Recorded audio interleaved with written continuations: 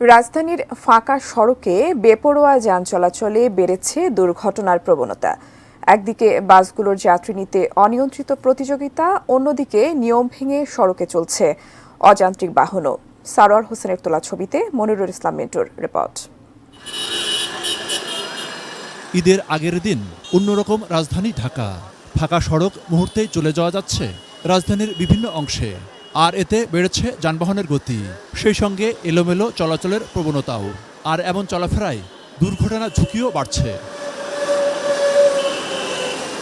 বেশি ঝুঁকি সিগন্যাল পয়েন্টগুলোতে।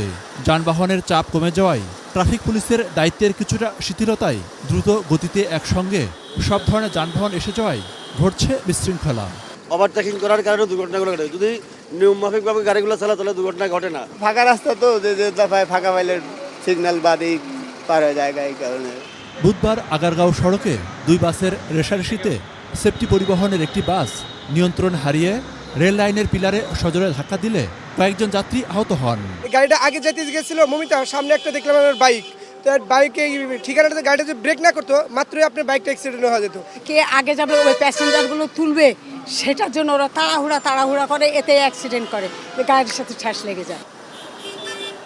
অন্যদিকে ফাঁকা সড়কে মোটরসাইকেল চলছে আরও বেশি বেপরোয়া গতিতে। রিক্সা, ব্যাটারি চালিত অটোরিকশা, উল্টো পথে চলাচল তো আছেই। আমি বাইরের জগতে অনেক দেশ ঘুরছি। একটা গাড়ির যদি সামান্য একটা আঁচড়ও লাগে তাহলে ওইটা থানায় 24 ঘন্টার ভিতরে রিপোর্ট করতে হয়।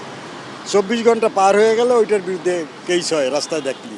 অবশ্য ট্রাফিক পুলিশের দাবি, ঈদের এই সময়টিতে ফাঁকা ঢাকায় দুর্ঘটনা এড়াতে নানামুখী পদক্ষেপ নেওয়া হয়েছে। মানুষের নিজস্ব কিন্তু কিছু সচেতনতা লাগে। যেমন আমি তো আমি কিন্তু 10 মিটার পর জিগজ্যাগ তৈরি করতে পারবো না। আমি একটা নির্দিষ্ট একটা দূরত্ব মধ্যে তার কিন্তু গতিটা সে তুলে পরে গিয়ে কিন্তু আমি তাকে বাধ্য করি গতিটা কমানোর জন্য। এক্ষেত্রে আমি মনে করি মানুষের নিজস্ব কিছু সচেতন হতে হবে।